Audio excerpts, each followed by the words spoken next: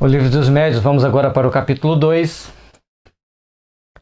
Espiritismo Experimental, o Livro dos Médiuns ou Guia dos Médiuns e dos Evocadores. Capítulo 2, da primeira parte, noções preliminares do maravilhoso e do sobrenatural. Aí aqui a gente faz essa colocação, que a gente sempre vai estar falando de espírito, do envoltório espiritual da pessoa. Ali tem um espírito, uma foto de uma pessoa com problema de saúde, ela está com problema no ovário, e por isso ela tem uma pétala do chakra esplênico deslocada. Ao colocar essa pétala no lugar, através da imposição de mãos, ela recupera a saúde.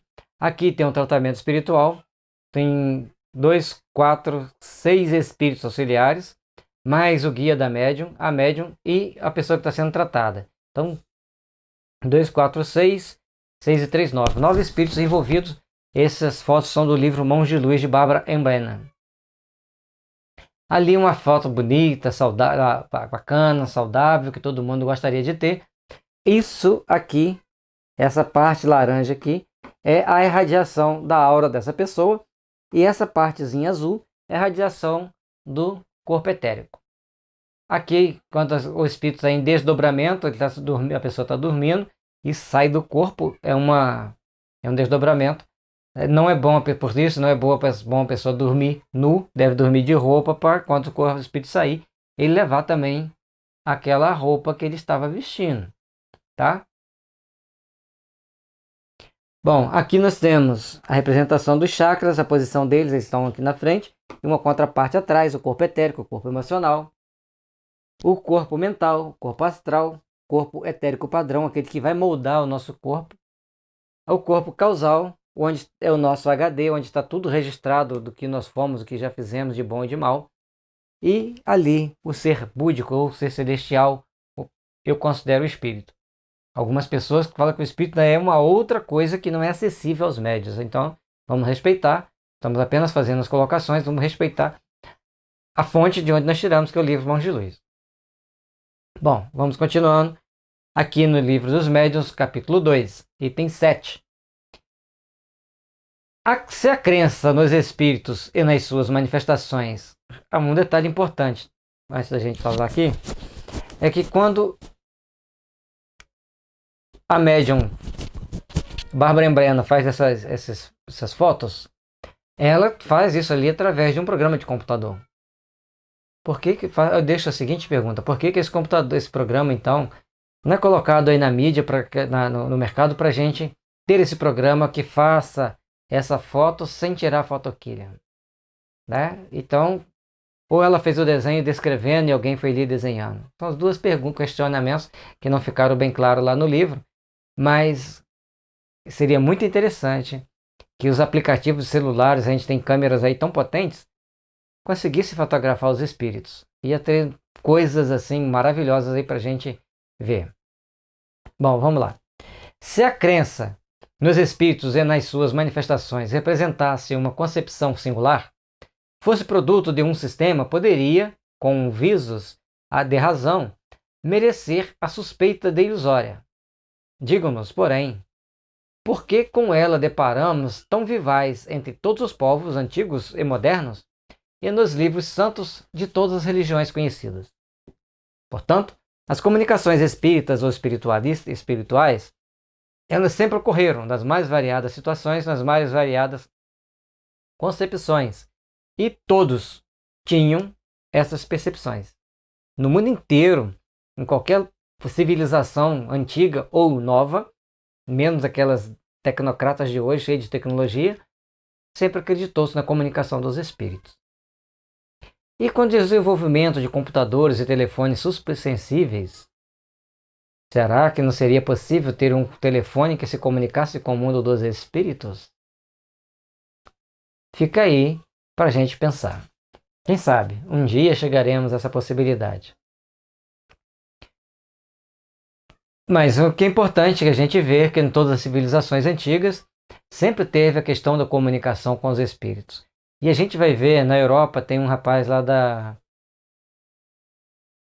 Sérvia, que é médium vidente, produz curas, produz uma série de fenômenos. Na Rússia tem vários médiums. Nos Estados Unidos tem o James Van Praagh, que é bem famoso. Na Índia tem muitos. No Brasil tem inúmeros. E em vários outros países tem os médiums.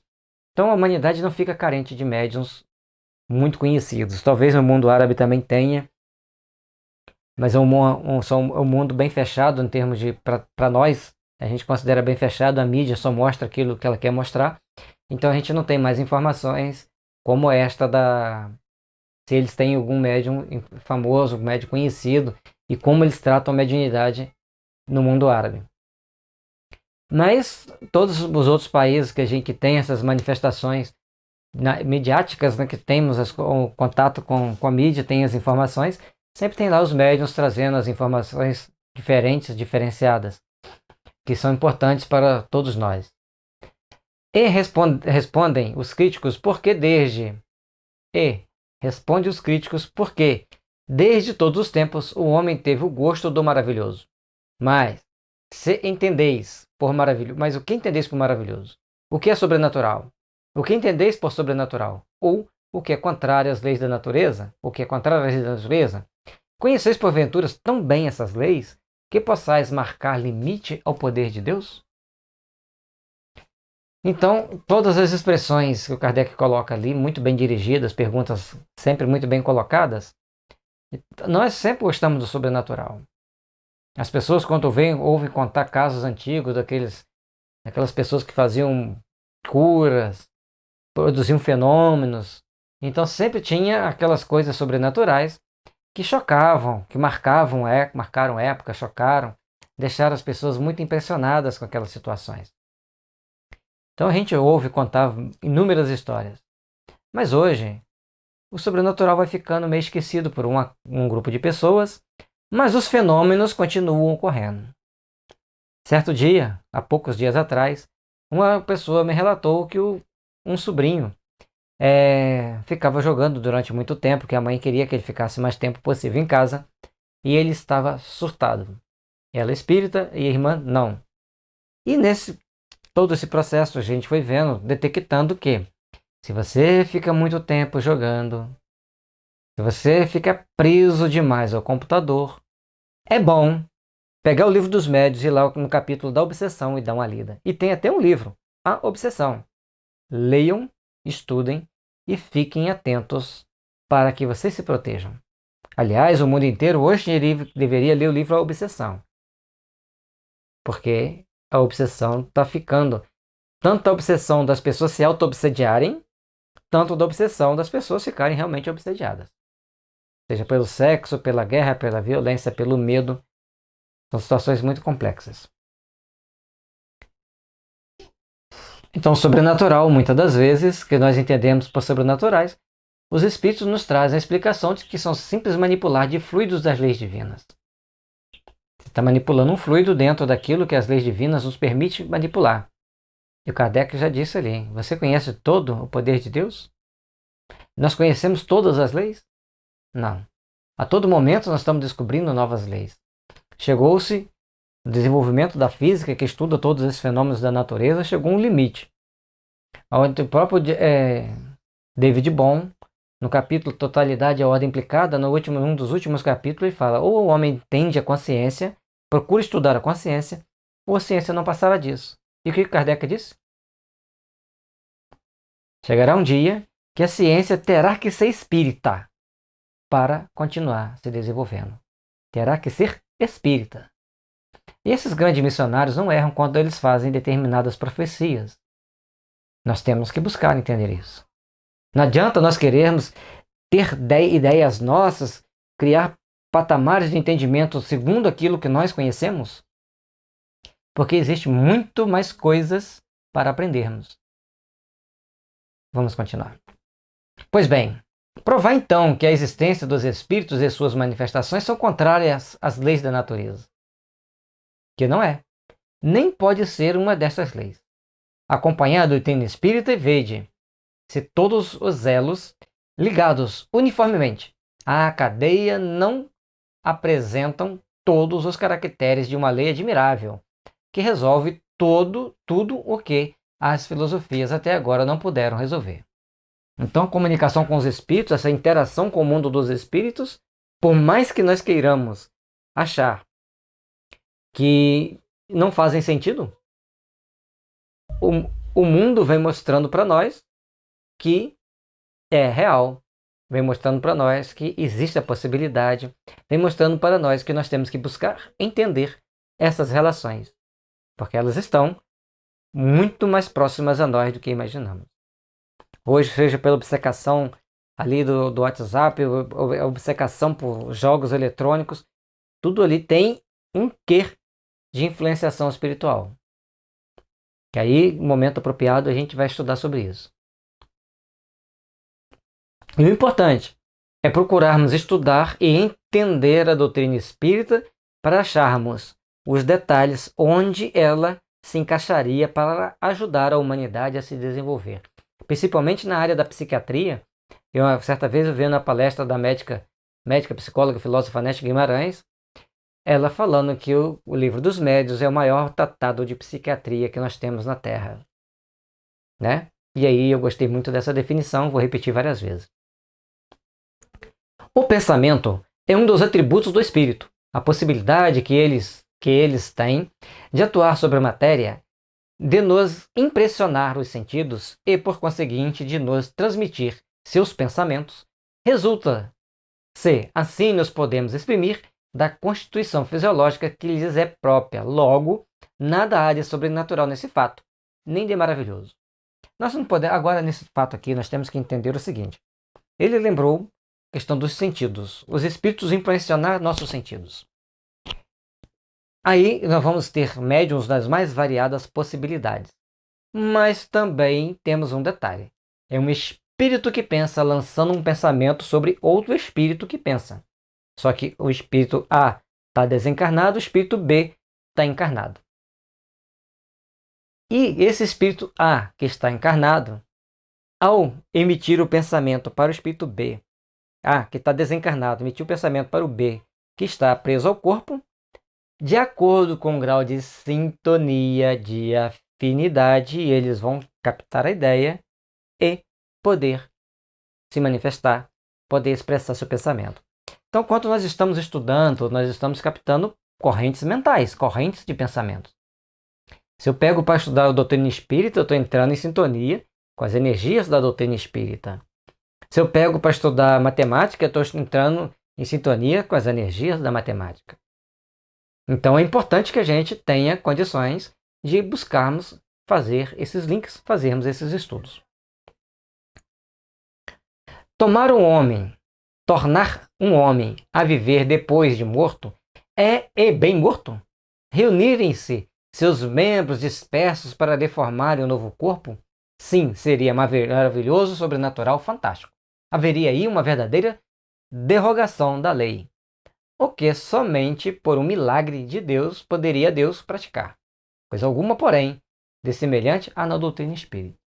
Então acreditar que uma pessoa que morreu há 2000 anos, que já virou farelo, que o cemitério onde ele foi enterrado já foi soterrado várias vezes, outros já construíram, nem sabiam que era um cemitério, construíram uma indústria lá em cima. Conforme vimos no Rio de Janeiro, a pessoa foi fazer uma construção, deparou com um cemitério clandestino. Então começaram a remover aqueles ossos, depois resolveram fazer um monumento ali em prol daqueles mortos. E desistiram de fazer a construção. Mas quantos já existem? Quantos cemitérios? Tem um vilarejo chamado São Sebastião do Paraíba, no município de Cantagalo, tem um cemitério que virou pasto. Está tudo lá abandonado. E não vai demorar muito, vai ficar debaixo d'água, porque vão construir uma represa lá perto, vai encher aquilo ali tudo de água. Querer acreditar que as pessoas que forem enterradas ali vão ter que reconstituir todo aquele corpo um dia que Deus chamar, é acreditar que o espírito vai ficar sofrendo eternamente, que ficar preso ali. O espírito está sofrendo. O espírito não vai ficar preso ao corpo. O espírito vai se desprender do corpo, vai viver no mundo dos espíritos, conforme, para a gente entender isso, assista o filme Nosso Lar, que está bem didático, ou leia o livro Nosso Lar, que também é muito didático. Tem o Violeta nas Janelas, que depois tem uma sequência de livros muito importantes para a pessoa adquirir determinados conhecimentos e informações do mundo dos espíritos, para poder entender a lógica da vida espiritual. Nós temos que entender a lógica da vida espiritual. E não entender as coisas espirituais pelo prisma do mundo físico. São situações distintas, diferentes, que nós temos que aprender a abordar por um outro prisma, por um outro ponto de vista. Portanto, a doutrina espírita mostra que os espíritos reencarnam, criam um novo corpo especialmente preparado para ele naquelas condições reencarnatórias daquele momento. O Espiritismo, luz para o despertar, para a ação as consciências adormecidas na inércia e a superação no deserto da ignorância humana. Então o Espiritismo ele tem a capacidade de nos mostrar e de nos esclarecer em qualquer religião que estejamos professando o tamanho da responsabilidade que nós temos com a nossa consciência, conosco mesmo, para que a gente saia do deserto da iniquidade, da falta de produção útil do bem, para entrarmos no oásis das grandes produções espirituais que modificarão a humanidade para sempre. O Livro dos Médiuns, item 8. Entretanto, objetarão: admitis que um espírito pode suspender uma mesa e mantê-la no espaço, sem ponto de apoio. Não constitui isso uma derrogação da lei da gravidade? Constitui, mas da lei conhecida, porém, já a natureza disse a sua última palavra? A sabedoria de Kardec era incrível, né? E aqui provavelmente são mensagens também psicografadas, muito bem respondidas. E logicamente que tinha um grupo de espíritos muito grande que protegia o Kardec para que ele pudesse fazer aquele trabalho. Todo o trabalho espiritual é cercado de grandes protetores. A gente viu no início do capítulo 2, uma médium para fazer um tratamento de cura, com a imposição de mãos. Ela tinha um mentor dela, mas tinham 6 espíritos ali visíveis, que ela descreveu, para poder produzir todo aquele fenômeno. 6 não, 7, né? Que 6 protetores mais o protetor da médium. Então a gente precisa de entender esses mecanismos, precisa de entender essas leis da natureza e buscar ver o que nós podemos aprender e o que nós podemos deduzir a partir dessas leis. E essa situação é bastante interessante quando a gente depara com o que ele coloca aqui para a gente. A mesa fica suspensa. Alguma coisa suspende e deixa a mesa suspensa. Qual lei está embasado tudo isso? Uma vez eu estava assistindo uma palestra, a pessoa disse o seguinte: quem te garante que os espíritos não têm uma escavadeira, não, empilhadeira fluídica que suspende a mesa e mexe com ela quando puder? Não foi dita a última palavra? Ou é o espírito mesmo que mexe, pega a cadeira, bota para um lado e para o outro, a mesa para um lado e para o outro? Um grupo de espíritos. Então ficou a pergunta no ar. E aí a gente deixa também aqui, que ele disse, não deu a última palavra, estamos só filosofando, nós estamos afirmando, mas temos que abstrair a nossa mente, buscar entender que se os espíritos conseguem levantar uma mesa, levantar uma cadeira, provocar um fenômeno, então tem alguma coisa diferente que a gente não conhece. E é muito comum, principalmente as pessoas que trabalham em hospitais psiquiátricos conhecem bem, essas são aquelas pessoas miudinhas que diante de um surto psicóticos, eles têm uma força de 10. Então, para serem segurados, tem que ter pessoas muito bem treinadas para lidar com eles, para poder dominá-los e segurá-los. Antes que se houvesse experimentado a força ascensional de certos gases, quem diria que uma máquina pesada carregando muitos homens fosse capaz de triunfar da força da atração? Aos olhos do vulgo, tal coisa não parecia maravilhosa e diabólica? Você imagine o impacto para algumas regiões quando passava um navio a vapor naquela região. Imagine o impacto para algumas pessoas ao verem um trem passando. Quando a gente assistiu o filme Jerônimo, o Índio Visionário, ele ficava desesperado porque ele visionava tudo aquilo que ia acontecer e ele falava que um grande demônio ia cortar as terras, que não poderia deixar aquilo passar ali, porque era uma linha de ferro que ia ser construída ali mais a tempo. Então, Ah, mas é um filme. É um filme que conta a história do Jerônimo, o índio visionário americano. Então, cada situação mostra pra gente uma etapa daquilo que a gente precisa de aprender, que a gente precisa de ter em mente o que é realmente tudo aquilo que nós temos de conhecimento, com aquele conhecimento que ainda não está em nossas mãos, que nos assusta. Um dia eu falei para uma pessoa que no futuro um celular vai tirar foto dos espíritos. Ela deu uma estremeção assim, ficou assustada. Porque se tirar uma foto do espírito, o que vai ser? Se ela nega a existência do espírito. Então as pessoas se chocam com as informações que lhes não agradam. Por louco, houvera passado aquele que, há um século, se tivesse proposto a transmitir um telegrama a 500 léguas de distância e a receber a resposta alguns minutos depois. Se eu fizesse, toda a gente creria ter ele, o diabo, às suas ordens, pois que, àquela época, só ao diabo era possível andar tão depressa. Engraçado, né? Deus tem todo o poder de governar o mundo e as pessoas colocavam o diabo como aquele que estava tomando determinadas atitudes. Imagine, gente, se alguém naquela época lá do telégrafo falasse que iria existir um aparelhinho desse, um celular, esse aqui nem é tão sofisticado, que transmitiria voz, imagem, foto, gravaria, relógio, calculadora, despertador e mais uma infinidade de coisas aqui que a gente nem consegue mexer em tudo. Tem coisas que a gente olha assim e fala, para que serve? Mas para que me interessa saber para que serve?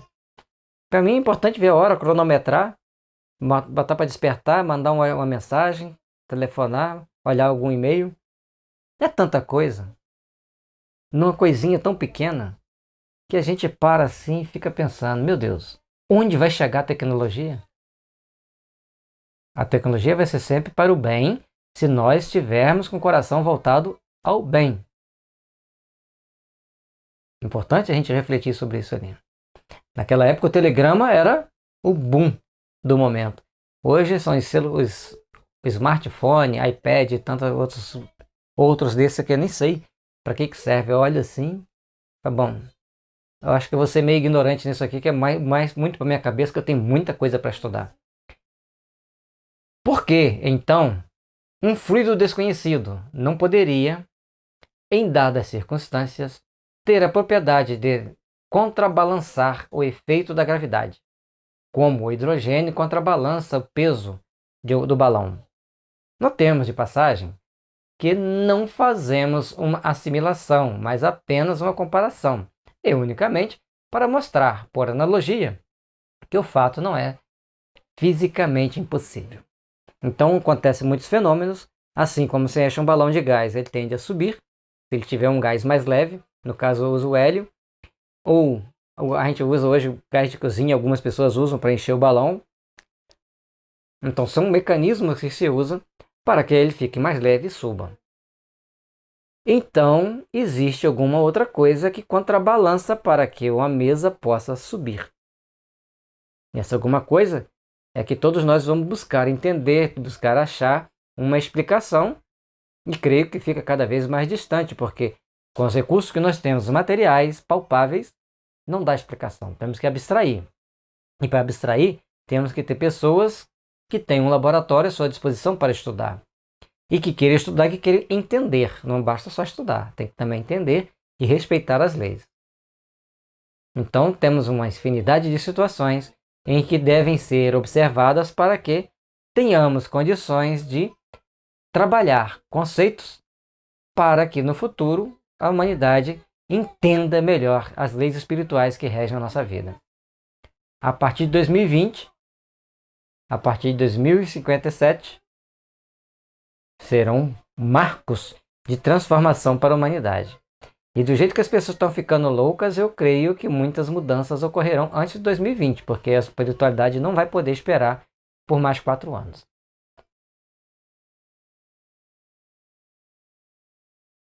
Ora, foi exatamente porque foi exatamente por quererem ao observar estas espécies de fenômenos, proceder por assimilação que os sábios se transviaram. Então, diante dos fenômenos espíritas, os sábios quiseram pegar a ideia no ar e desenvolver suas teorias. E não era desse jeito, ele tinha que fazer um estudo meticuloso daquelas situações, observar todas as nuances possíveis para aí emitir uma opinião. Então não basta ser sábio, não basta ser conhecedor disso ou daquilo, precisamos de ter conhecimento para melhor trabalharmos sobre aquilo que nos propomos a estudar. Então tem que estudar, tem que criar sintonia, tem que observar, e os fatos dizem mais do que qualquer teoria. Em suma, o fato aí está. Não há nem haverá negação que possa fazer, não seja ele real. Porquanto, negar não é provar. Para nós, não há coisa alguma sobrenatural, e por tudo o que por agora podemos dizer. Então, o que é o sobrenatural? Não vai ter, segundo Kardec, nada sobrenatural. Existem apenas fenômenos que precisam ser entendidos para serem melhor explicados. Somente assim, galgaremos o espaço e o entendimento daquilo que é necessário para o nosso aperfeiçoamento. Vamos para a nossa próxima etapa. O Livro dos Médiuns, vamos continuando agora o item 9. Se o fato ficar comprovado, dirão aceitá-lo-emos. Aceitaríamos mesmo a causa a que o atribuís, a que dê um fluido desconhecido. Mas quem nos prova a intervenção dos espíritos? Aí é que está o maravilhoso, o sobrenatural. Então as pessoas querem que prove por que a mesa mexia. Queriam que provasse por que aquela mesa estava lá mexendo. Iam provar aquele fluido desconhecido. Que então, fora isso, seria uma coisa sobrenatural. E aí, o que você tem a dizer? Far-se-ia mister aqui, uma demonstração completa que, no entanto, estaria deslocada e, ao demais, constituiria uma repetição, visto que ressalta de todas as outras partes do ensino. Todavia, resumindo-a, em algumas palavras, diremos que, em teoria, ela se funda neste princípio. Então, tudo que ele está dizendo que não adianta ficar tentando demonstrar que fica repetitivo. Então, vamos para aquilo que ele mostra como se funda. Todo efeito inteligente há de ter uma causa inteligente. E, do ponto de vista prático, na observação de que, tendo os fenômenos dito espíritas dado provas de inteligência fora da matéria, havia de estar a causa que os produzia, e que, não sendo essa inteligência a dois assistentes, o que a experiência atesta, haveria de lhe ser exterior. Uma mesa não pensa. E a mesa respondia através de pancadas. Tem alguém aí? Sim. Uma pancada? Não. Duas pancadas, por exemplo. E a mesa fazia essa resposta. Quem é? Aí botava um alfabeto, ela ia girando e juntando as letras. Era bastante demorado, conforme vai ser explicado mais à frente. Mas tinha uma resposta inteligente para os fatos. E até que prove o contrário, a mesa não tem inteligência. Eu acho que ninguém vai conseguir provar isso ao contrário. A mesa não tem inteligência. Então tinha que ter um fato externo a essa mesa que lhe desse inteligência. E que era essa inteligência? Com o estudo, com a perseverança e com a observação, foi respondido e demonstrado que era o espírito dos homens que viveram na Terra.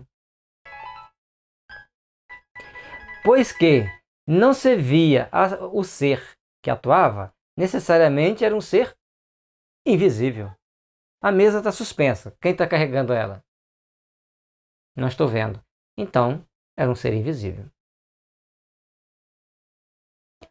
Por que hoje não tem mais mesa que bate, que mexe? Mas já tem. De vez em quando tem um filme que chama Carrie a Estranha. Ela destrói a cidade toda com a força da mente. Logicamente que tem ali a parte poética, mas baseado em fatos reais. Aconteceu alguma coisa. E o que aconteceu foi relatado ali no filme, mostrado de uma forma bem poética, para ter algo bem diferente para a gente assistir, para a gente gostar de ver o filme, né? Mas ali uma demonstração de efeitos físicos. Portanto, não pode ter efeitos físicos se você não tem controle sobre ele. Naquele momento, lá da França, era possível. Hoje, se alguém tiver o poder de fazer uma mesa bater e andar sozinha, ele vai querer montar um programa de televisão e ganhar milhões.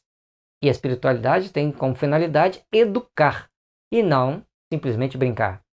Mas se fizer necessário, vai ter um médio de efeitos físicos para provocar essas brincadeiras e falar mostrar para as pessoas, olha, tem coisa diferente. Deixa eu estudar, deixa eu pesquisar. Depende daquilo que a espiritualidade determina lá em cima. E quando eles determinam, estão sob a ordem de Deus, sob a ordem de Jesus. As guerras estão sob a ordem de Deus? Existem as incúrias humanas, que a gente não vai entrar aqui nesse detalhe. Assim, foi que, de observação em observação, se chegou ao reconhecimento de que esse ser invisível, a quem der o nome de Espírito, não é senão a alma dos que viveram corporalmente, aos quais a morte arrebatou o grosseiro invólucro visível. Simples, né?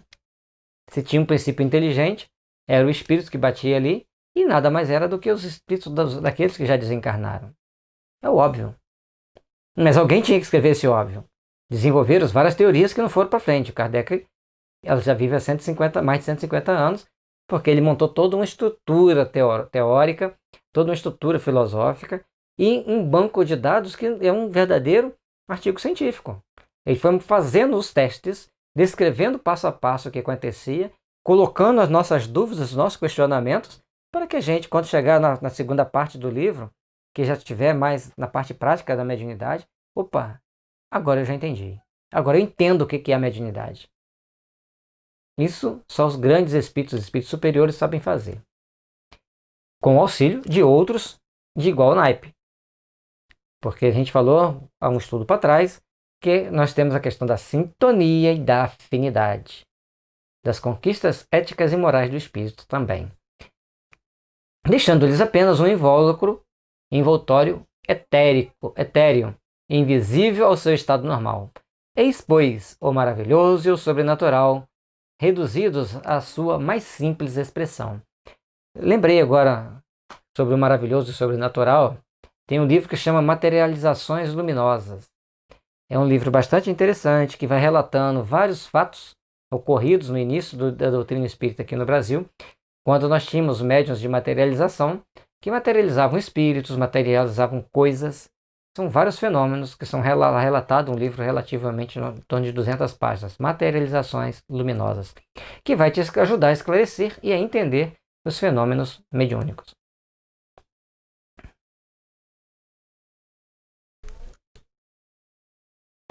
E outra questão de médiuns de efeitos físicos, nós tivemos recentemente, ele faleceu em torno de 2005,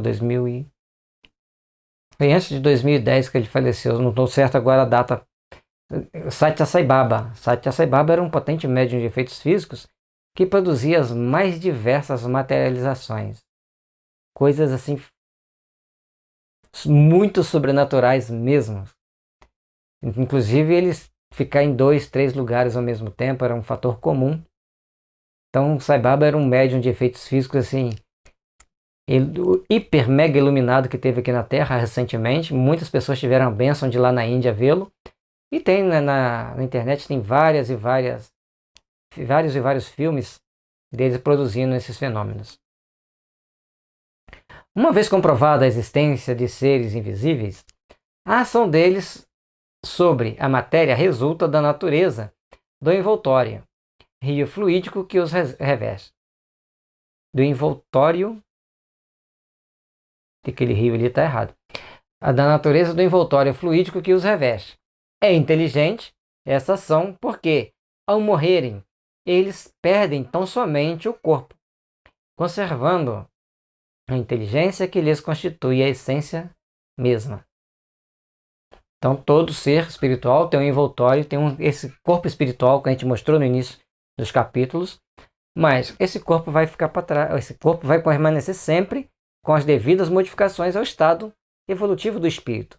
E o corpo físico que ele utilizou vai ser deslocado na terra, vai ser cremado. Hoje está muito em moda cremar. vai ser decomposto. E então estabelece-se um novo patamar de evolução, um novo patamar de crescimento para todos nós, com o entendimento das leis espirituais. Então, quando a gente vai evoluindo, que a gente vai aperfeiçoando espiritualmente, ao chegarmos no plano espiritual, aquele envoltório grosseiro vai ficando mais sutil, bem mais quintessenciado, para que a gente possa ascender a mundos melhores. Logicamente, isso acontece após realizarmos boas obras. E outro fator é e aqueles que não fizeram boas obras também estarão evoluindo, porque estarão descarregando determinadas toxinas psíquicas e passando por determinadas provas e expiações para terem seu processo evolutivo aperfeiçoado ao longo dos séculos, ao longo das existências. Aí está a chave de todos esses fenômenos, tidos erradamente por sobrenaturais, a existência dos espíritos. Não é, portanto, um sistema preconcebido ou uma hipótese imaginada para explicar os fatos. É o resultado de observações e consequência natural da existência da alma. Então os fatos foram estudados, foram pesquisados, foram ultra mega observados para que se chegasse a um denominador comum de que existe um espírito, de que existe uma alma, de que existe um ser que sobrevive à morte do corpo físico. Isso em todas as culturas sempre foi ensinado. Os médiuns videntes sempre existiram. E se quer ser vidente, vai treinando, vai estudando, que você vai ter novas percepções, vai desenvolver novas faculdades. Negar essa causa é negar a alma e seus atributos. Dignem-se de apresentá-la os que pensem em poder dar-lhes desses efeitos inteligentes uma explicação mais racional e, sobretudo, de apontar a causa de todos os fatos. E, então, será possível discutir se o mérito de cada uma. Você vai negar a existência da alma? Se você tem uma alma, ela tem atributos. E um principal atributo da alma é a inteligência. Então, por que vai negar que ela possa se comunicar, que ela possa ter um contato com o ser humano? Ah, isso para mim não faz diferença. Mas para muitas pessoas fazem. E não faz diferença para você hoje, agora, nesse momento. No filme As Mães de Chico Xavier, mostra claramente que faz uma grande diferença em alguns momentos essa possibilidade de comunicação. Então, todos os fatos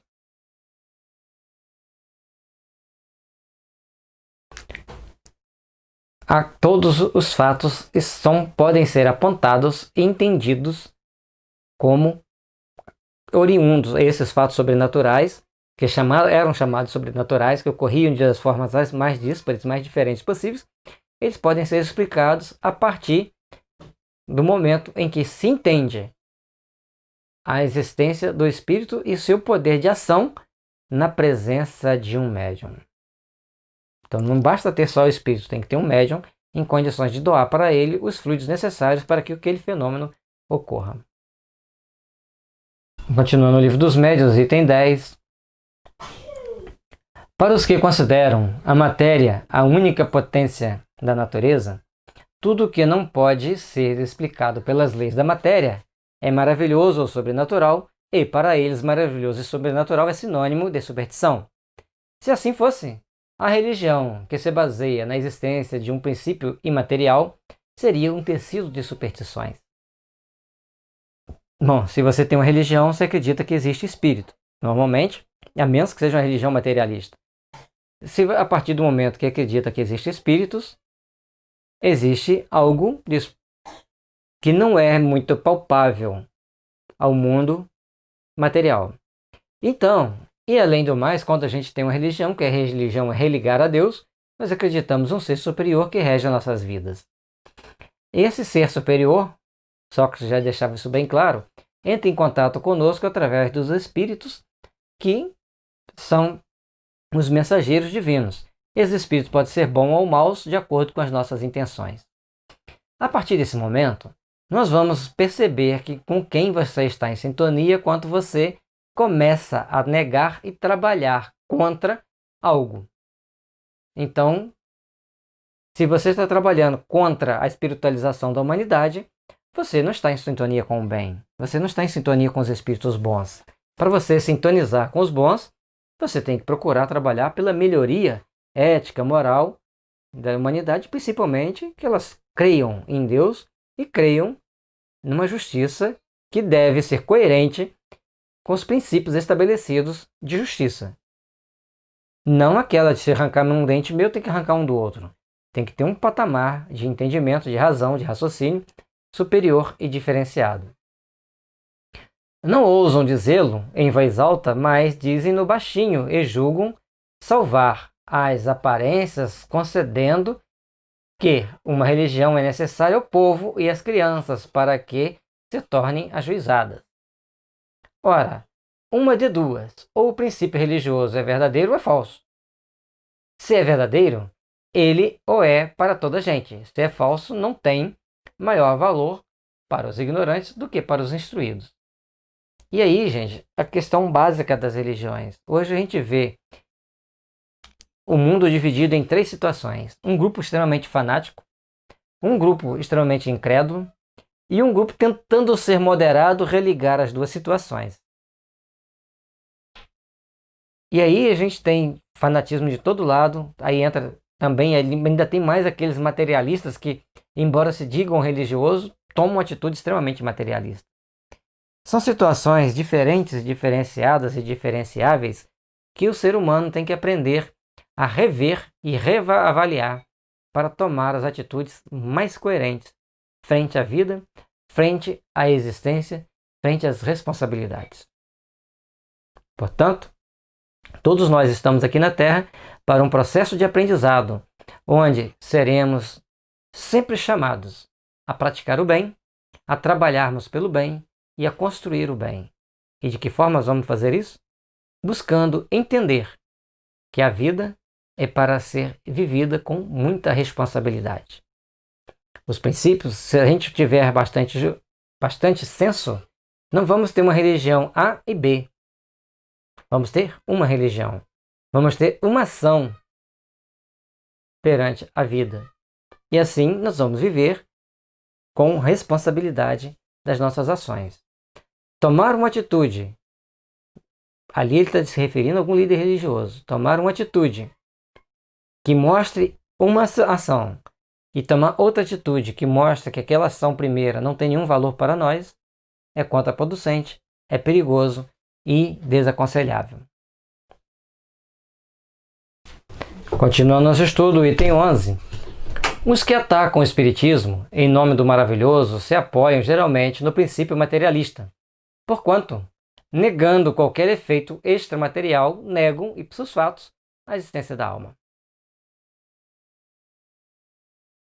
No estudo anterior também falamos sobre essa questão do materialismo. As pessoas querem, se não me engano é o item 9, as pessoas tentam achar que tem que estudar as leis espirituais baseadas nas leis materiais. É a mesma coisa a homeopatia e a alopatia. A alopatia, que é o sistema dominante, quer que a homeopatia explique do prisma dela, a alopatia, os fatos. Como ela tem explicações homeopáticas para os fenômenos, aí eles normalmente não são muito aceitos. E não adianta, porque nós temos que procurar entender a homeopatia por todas as proposições que Hahnemann deixou da homeopatia. E a alopatia vai tentar se explicar pelos pontos de vista dela. São 2 escolas totalmente diferentes. Uma prima por uma energia sutil e a outra prima por energia condensada.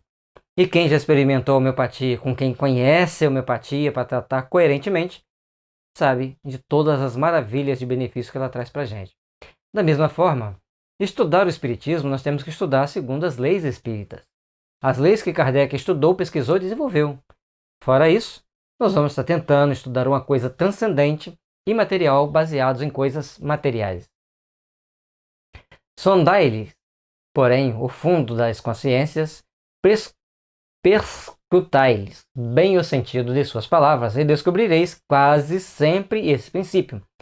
Se não categoricamente formulado, germinando por baixo da capa com que se cobrem, há de uma pretensa filosofia racional. Então, a homeopatia nos ensina a raciocinar sobre os fatos. E ser racional, ser lógico, não quer dizer que você vai ser materialista. Então, nós temos que procurar raciocinar sobre os fatos, mas ser racional é uma coisa meio diferente. Ali que as pessoas colocam, eu sou muito racional. Muitas das vezes ele é mais reacional do que racional, porque ele reage aos fatos em vez de raciocinar sobre os fatos. E tudo aquilo que se fala para ele, ele tem uma explicação pronta segundo o ponto de vista dele. Não se abre para as demais. Então, cada um de nós vamos estar dentro de entendendo determinados princípios, vamos estar dentro de determinados princípios, mas temos que ter um horizonte palpável para podermos caminhar com segurança e com perseverança.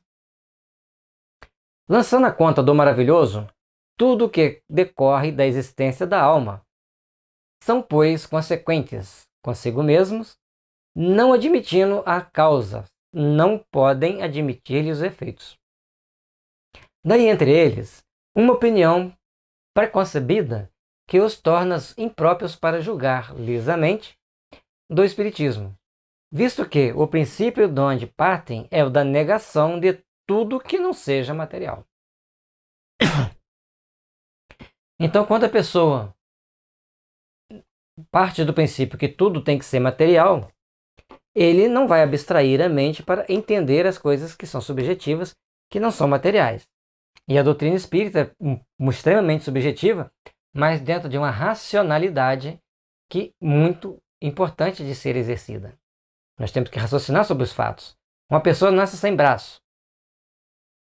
Nós não podemos afirmar porque ele matou as pessoas com aquele braço. Existe uma gama de possibilidades, dentre elas a de ter matado muita gente com aquele braço. Mas existem os acidentes.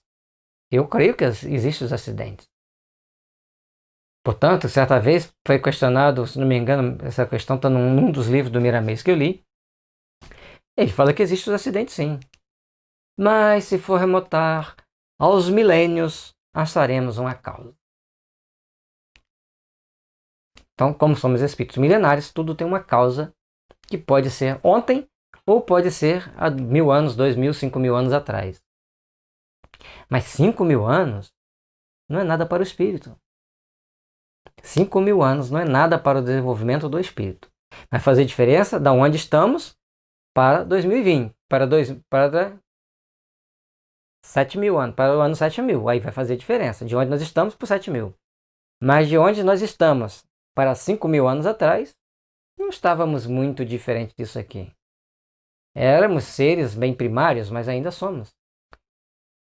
Mas daqui a 7.000, daqui a 5.000 anos, aí nós estaremos forçosamente mais espiritualizados aqui na Terra, principalmente, a menos aqueles que irão para planetas inferiores a aprender os rudimentos da vida para aprenderem a valorizarem a oportunidade de estar em um planeta evoluído e jogar fora essa oportunidade. Então, achar que tudo é maravilhoso, tudo é decorrente de algo inexplicável e eu não quero saber disso porque não vai trazer benefício para mim, não é uma coisa muito lógica, não é uma coisa muito útil. O que é útil, lógico e importante para todos nós é sabermos ver os fatos, observar os fatos e agir, e não a reagir. Diante daqueles fatos eu tenho que agir. Por que está ocorrendo? Então, procurar entender essas situações. Quanto a nós, da Seara aceitemos todos os fatos qualificados de maravilhoso, pela simples razão de admitirmos os efeitos que são a consequência da existência da alma. Da Seara sejamos campeões de todos os sonhadores, adeptos de todas as utopias, de todas as excentricidades sistemáticas? Logicamente que não. Então todos os fenômenos que ocorrem, eles têm um motivo de ser, inclusive a falsificação dos fatos. Portanto, tem que ser observado e estudado dentro dos princípios estabelecidos e colocados por grandes mentores, pelos grandes estudiosos da ciência religiosa, e diante desses fatos, principalmente da obra kardeciana, que vai dando um suporte para a gente entender todos os fenômenos mediúnicos, aí do médium que se enveredar em trabalhar a mediunidade sem estudar o livro dos médiuns. Tem consequências que não são muito boas. Por quê? Deus é ruim, vai castigar ele só porque ele não leu o livro dos médiuns? E se ele não é espírita? Não, gente. Existem determinadas situações que ele só vai aprender do livro dos médiuns. Mas se ele for espírita em uma outra vida, ele vai ter essas informações bem sedimentadas. Então, não importa a cultura que ele estiver, ele vai ser um médium sofrendo as influências dessa cultura, mas trazendo na sua bagagem espiritual o germe das informações do livro dos médiuns. Então, são muitas possibilidades que nós temos para avaliar e não vamos achar que tudo é culpa do diabo, não vamos achar que tudo é culpa de Deus, que Deus está errado, que Deus não fez as coisas certas. Não, os homens tomam muitas ações erradas. Deus não tem nada a ver com isso. Ele simplesmente deixou o livre-arbítrio na mão dos homens inteligentes para arcarem com as consequências de seus atos depois. Ah, mas por que não impede agora? Impede. Todos que estão fazendo coisa errada têm intuição para não fazer. Todos que estão fazendo as coisas erradas têm a ideia de não fazer. Mas fazem por algum motivo que não me cabe fazer essa avaliação aqui. Por todas suas dificuldades de autoeducação dos impulsos. E aí, o mundo, um dado momento, vai nos mostrar outras realidades que a vida tem para nos oferecer. Quem o supuser demonstrará bem minguado conhecimento do Espiritismo. Mas os nossos adversários não atentam nisto muito de perto. O de que menos cuidam é da necessidade de conhecerem aquilo de que falam. Então, eles falam mal da doutrina espírita sem estudar a doutrina espírita. Se você estudar a doutrina espírita, você vai ver que ela tem toda uma lógica, todo um conjunto de informações extremamente importantes para que nós tenhamos essas informações ao longo do nosso dia a dia. A doutrina espírita é um manancial de informações necessárias e úteis ao processo de desenvolvimento do espírito, o processo evolutivo de cada um de nós. Segundo eles, o maravilhoso é absurdo. Ora, o Espiritismo se apoia em fatos maravilhosos, logo o Espiritismo é absurdo. E consideram sem apelação essa sentença. Você vai discutir o que com eles? Deixam eles seguir o próprio rumo da vida? O máximo que a gente pode dizer, olha, desperte para Deus. Porque é necessário que todos nós despertemos para Deus um dia. É o que a gente tem para dizer a eles. Despertem para Deus. Acham que opõem um argumento irretorquível quando, depois de terem procedido a eruditas pesquisas acerca dos convulsionários de Saint-Médard, dos fanáticos de Cevenas ou das religiosas de Loudun, chegaram a descobertas de patentes embustes que ninguém contesta. Então, esses fenômenos têm retratado na revista Espírita esses convulsionários de Saint-Médard, os fanáticos de Cevenas e as religiosas de Loudun. Então, são fatos que ocorreram naquela época, cada uma com a sua característica, mas tinha muitos embustes, muitas enganações, muitas invencionices. E após ser estudados os fatos, viram que tinha coisa errada. Então, aquilo ali não serve de base. Aliás, serve de base para saber o que é errado. Porque quando os estudos sérios foram feitos, mostrando a necessidade e a importância de realizações igualmente sérias, igualmente organizadas.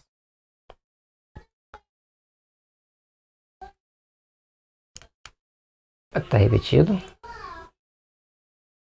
Semelhantes histórias, porém, serão o Evangelho segundo o Espiritismo? Terão seus adeptos negado que o charlatanismo há explorado em proveito próprio alguns fatos? Que outros sejam frutos da imaginação, que outros tenham sido exagerados pelo fanatismo. Então,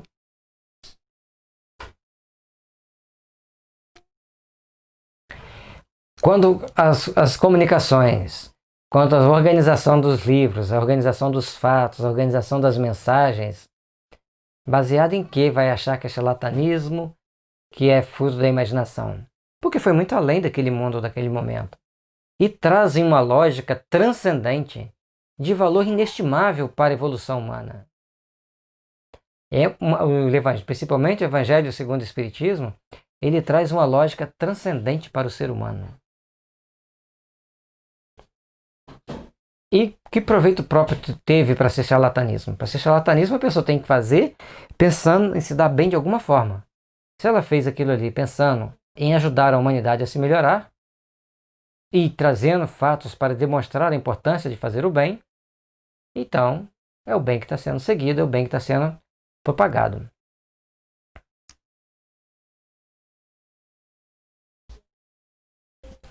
Tão solidário é ele com as extravagâncias que se cometem em seu nome, quando a verdadeira ciência com os abusos da ignorância, ou a verdadeira religião com os excessos do sectarismo.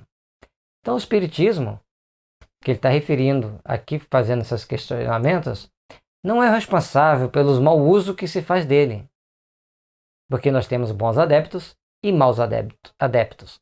E nós mesmos, às vezes, estamos sendo bons adeptos agora, depois estamos sendo maus adeptos. É questão de situações que precisam ser bem observadas. Muitos críticos se limitam a julgar o Espiritismo pelos contos de fadas ou pelas lendas populares, que lhes são as facções. Ora, mesmo fora julgar da história pelos romances históricos ou pelas tragédias. Então, como que você vai julgar a história baseado no romance? Como você vai julgar os fatos baseado numa tragédia que foi relatada, que foi ali representada? Tudo tem um motivo, tudo tem um norte, mas nós temos que procurar observar onde está o nosso ponto de apoio para as realizações que precisamos fazer, para que nosso espírito esteja bem perante as realizações espirituais que são necessárias ao prosseguimento do processo evolutivo da humanidade com segurança.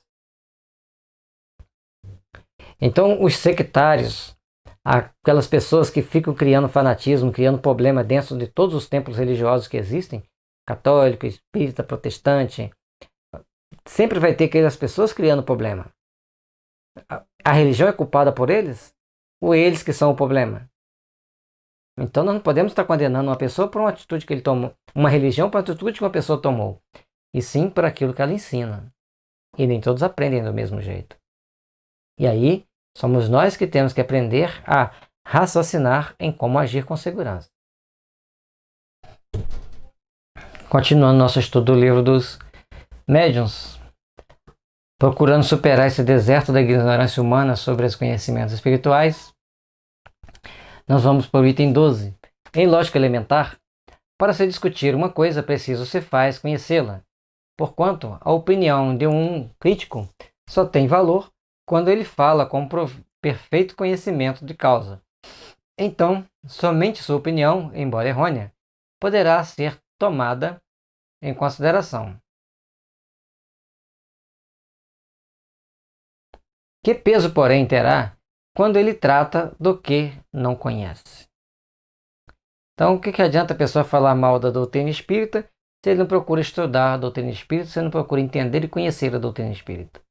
Nós precisamos procurar aperfeiçoar esse ensinamento, aperfeiçoar esse entendimento e, principalmente, entender como é que funciona a doutrina espírita ao longo da nossa vida e o que ela vai trazer de benefício para nós espiritualmente.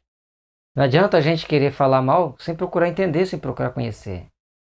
As pessoas às vezes falam muito mal da doutrina espírita, quando vão conhecer, é isso. Poderia ter me livrado de anos de sofrimento se eu tivesse conhecido ela antes.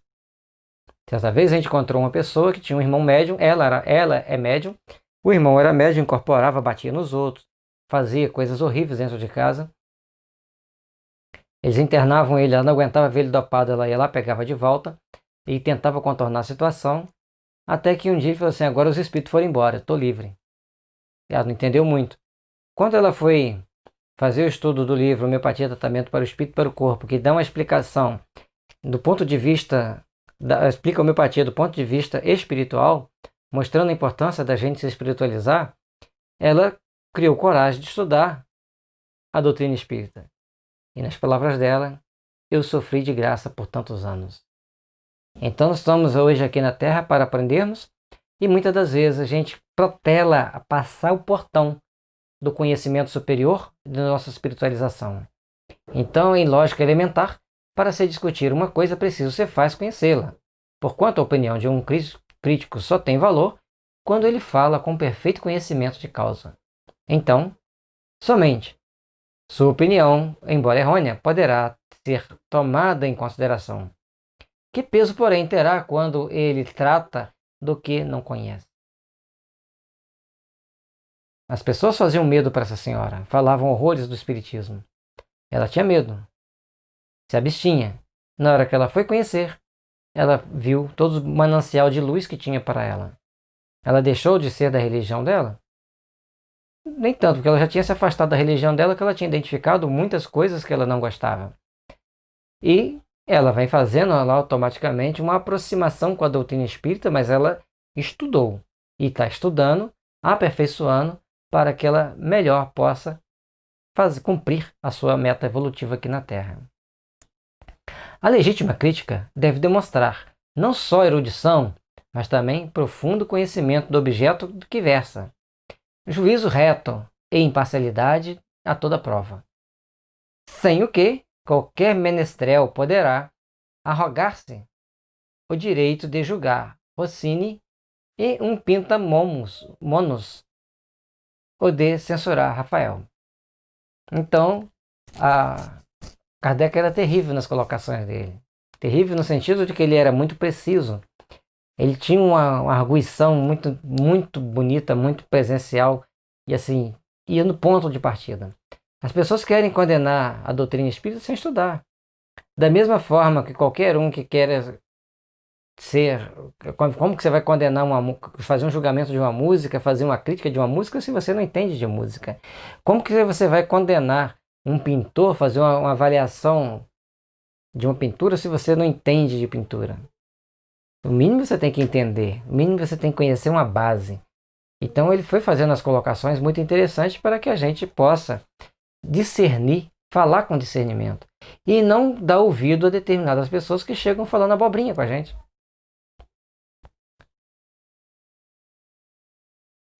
Esse tópico. Então, se a gente quer ter o direito, e outro detalhe, está lá no Evangelho, não julgues para não ser julgados, com a mesma intensidade com que julgardes, também serás julgado.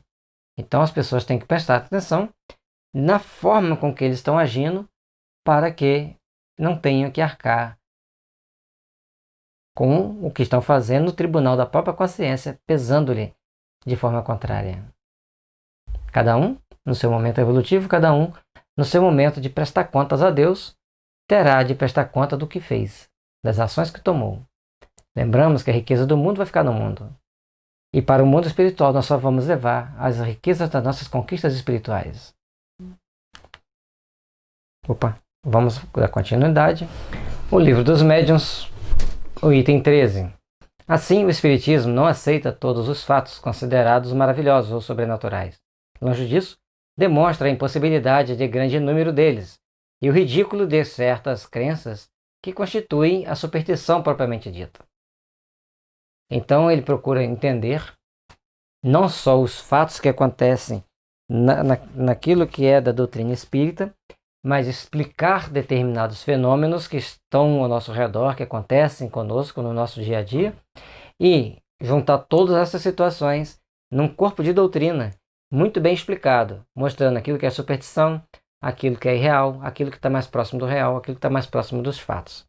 Tudo tem uma explicação, tudo tem uma lógica de ser, tudo tem seu motivo de ser, para que a gente possa, então, estar ciente dos nossos fatos, ciente dos nossos atos e as consequências desses nossos atos. A doutrina espírita sempre vai primar por isso, tirando as superstições e colocando valores que nos agregam para o crescimento espiritual. É exato que, no que ele admite, há coisas que para os incrédulos são puramente no domínio do maravilhoso, ou por outra, da superstição. Seja, mas ao menos discutir apenas esses pontos, porquanto, com relação aos demais, nada há que dizer e pegais em vão. Então tem determinadas situações que pode passar por uma situação maravilhosa, uma superstição. Mas e o resto? E os outros fatos? Como que ficam? Como podem ser explicados? Atendo-vos ao que ele próprio refuta. Provai ignorar o assunto e os vossos argumentos erram o alvo. Se você vai conversar sobre o Espiritismo e você não sabe o que é Espiritismo, se você desconhece o Espiritismo, você errou o alvo. Se você errou o alvo, você dançou. Aí você não tem mais aquele patamar onde você vai se segurar, não tem mais aquele ponto de suporte para que você prove as suas ideias, porque elas já ficaram em um determinado domínio para trás. Porém, até onde vai a crença do Espiritismo? Perguntarão. Lede, observai e sabê-lo-eis. Só com o tempo e o estudo se adquire o conhecimento de qualquer ciência. Não dá para a gente traçar uma linha até onde a crença do Espiritismo pode ir. Mas ele nos mostra a importância de estudar, entender, observar e aí a gente ter como poder conversar sobre os fenômenos que ocorrem. Ora, o Espiritismo, que entende com as mais graves questões de filosofia, com todos os ramos da ordem social, que abrange tanto o homem físico quanto o homem moral, é, em si mesmo, uma ciência, uma filosofia, que já não podem ser aprendidas em algumas horas como nenhuma outra ciência. Você fazer uma faculdade leva 4 anos. Para você estudar a doutrina espírita, você vai estudar em quanto tempo? Em 2 dias? É muito pouco. Então nós temos que procurar estudar a doutrina espírita. Aprofundar nos detalhes, aprofundar nessas implicações éticas e morais, ver que é uma ciência e uma filosofia que se somam, que se constroem mutuamente uma a outra, para que aí a gente possa trabalhar para que no futuro esteja tudo conciso em nós, os conhecimentos e principalmente o discernimento do que é bom, do que é ruim, do certo, do duvidoso, mas que trabalhemos pelo nosso aperfeiçoamento, pelo nosso engrandecimento íntimo. Tanta puerilidade haveria em se querer ver todo o espiritismo numa mesa girante, como toda a física em alguns brinquedos de criança. A quem não se limite a ficar na superfície, são necessários não algumas horas somente, mas meses e anos para lhe sondar todos os arcanos. Você vai estudar física, entra um dia na sala de aula, sai de lá sabendo toda a física, teoria da relatividade, física quântica, teoria das cordas. Não vai se aprender em 1 hora. Vai ter que ser um longo estudo, longas observações, e aí ter um orientador, ter alguém que te oriente, que te esclareça, que te dá dicas. Olha, isso aqui é desse jeito, esse daquele, para que você aprenda. Aí você quer ler um parágrafo da doutrina espírita e condenar toda ela? Ser expert em doutrina espírita? Ah, eu já li vários romances espíritas. Já leu a codificação? Ah, não. Que lá já sei, já sabe? Então, qual a questão 625? Aí a pessoa se enrosca, porque não leu, não sabe. É 625, o modelo mais perfeito da humanidade, que é Jesus. Ah, os espíritas não são cristãos. Baseado em que você fala isso? Questão 625 do Livro dos Espíritos. Então nós temos que procurar ver, conhecer, estudar para poder falar. Senão a gente fica perdido no meio do caminho, falando coisas que vão muito mais contra a gente do que a nosso favor. Por aí você pode apreciar o grau de saber e o valor da opinião dos que se atribuem o direito de julgar. Porque viram uma ou 2 experiências, ou mais das vezes por distração ou divertimento.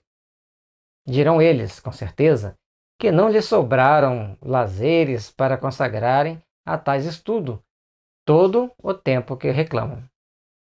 Então, se ele não estudou, se ele assistiu umas 2 ou 3 reuniões, muito mais para fazer deboche do que para realmente para ter a informação, que utilidade isso terá? Que benefício se traz para a pessoa? Então, tudo na nossa vida tem que ser pautado em fatos coerentes, fatos compatíveis com aquilo que a gente precisa, para que aí, então, nós tenhamos condições de realizar algo com aquilo que a gente vem falar. Se a gente não está estudando a doutrina espírita, para que tentar fazer comentário? Ah, mas eu não tenho tempo para estudar. Então, fica quieto, não vai emitir sua opinião naquilo que você não sabe. É melhor calar do que falar besteira. Está bem, nada a isso os constrange, mas quem não tem tempo de aprender uma coisa não se mete a discorrer sobre ela e, ainda menos, a julgá-la, se não quiser que o acoimem de leviano. Ora, quanto mais elevada seja a posição que ocupemos na ciência, tanto menos excusável é que digamos levianamente de um assunto que desconhecemos. É uma tremenda... E hoje isso daí dá grandes problemas para a pessoa. Se ele desconhece, para que ele vai falar contra? É discriminação. A discriminação hoje é crime, discriminação religiosa, racial e tantas mais. Então nós temos que procurar ver a doutrina, estudá-la, e aí a gente emite opinião baseada naquilo que a gente leu. Conforme estou fazendo, estou lendo e comentando. Porque um princípio estabelecido por nós é de fazermos um estudo linha por linha, linha por linha, não, de parágrafo por parágrafo, do Livro dos Médiuns. E certamente estamos deixando passar algumas coisas, porque não sabemos tudo. Não temos a percepção de tudo que está escrito ali. Mas podemos ajudar as pessoas que estão nos ouvindo, porque a gente já tem 23 anos de doutrina espírita, é bastante tempo, é uma experiência bastante respeitável. Não só de doutrina espírita, mas também de estudo da doutrina espírita.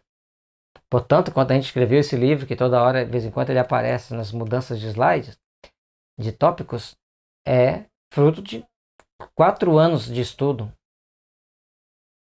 para ele ficar pronto. Que foram 3 anos para escrever ele, mais 4 para ele ficar no ponto final. Então, um tempo razoável e não ficou perfeito. Certamente tem muita coisa para ser aprimorada. E a gente vai fazendo à medida que a gente dê conta. Continuando o Livro dos Médiuns, nós temos o item 14, quando resumimos nas proposições seguintes o que havemos expendido. Todos os fenômenos espíritas têm por princípio a existência da alma, sobrevivência ao corpo e suas manifestações. Então, aquilo que é relativo à doutrina espírita é aquilo que nós tratamos como relativo à sobrevivência da alma e as suas manifestações nas suas relações com os seres humanos. Fundando-se numa lei da natureza, esses fenômenos nada têm de maravilhoso, tem nem de sobrenatural, no sentido vulgar dessas palavras. Eles são fenômenos que transcendem a materialidade, transcendem aquilo que nós estamos acostumados. Mas nada que seja algo tão sobrenatural. É alguma coisa palpável em um nível de entendimento proporcional à ação, àquela situação, àquele fato.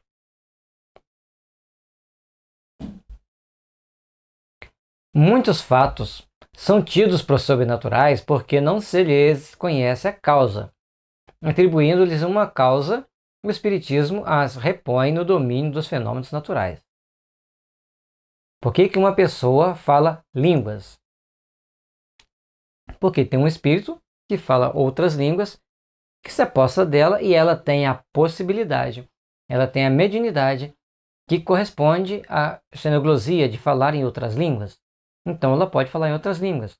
Então é um fato muito bem explicado, muito simples de ser explicado pela doutrina espírita. Entre os fatos qualificados de sobrenaturais, muitos há cuja impossibilidade o Espiritismo demonstra, incluindo-os em o número de crenças das crenças supersticiosas. Então tem determinadas situações que, por mais que as pessoas queiram explicar aquele fenômeno de um ponto de vista espírita, a gente vai ver que ele não vai passar de uma crença supersticiosa ou de uma série de situações que não só coadunam com aquilo que a doutrina espírita vem explicar. 5. Se bem reconheço um fundo de verdade em muitas crenças populares, o Espiritismo, de modo algum, dá sua solidariedade a todas as histórias fantásticas que a imaginação ha criado. Então, existe aquilo que a gente pode entender, que a gente pode aceitar, e aquilo que a gente vai ouvir, vai refletir, e sabe que ali tem o famoso tempero, o famoso molho. A história não era bem daquele jeito, e foi contada daquele jeito para dar um toque a mais para despertar a atenção das pessoas. Sexto, julgar o espiritismo pelos fatos que ele não admite é dar prova da ignorância e tirar todo o valor à opinião emitida. Então, se você quer colocar para o espiritismo determinadas situações que ele não admite, mostra que você não conhece a doutrina espírita e está dando valor a alguma coisa que não faz sentido. A explicação dos fatos que o espiritismo admite e suas causas e consequências morais forma toda uma ciência e toda uma filosofia que reclama um estudo sério, perseverante e aprofundado. Muitas pessoas, às vezes, que buscam outras religiões espiritualistas, reclamam do Livro dos Médiuns, ele não é completo. Por que ele não é completo? Do ponto de vista desta pessoa.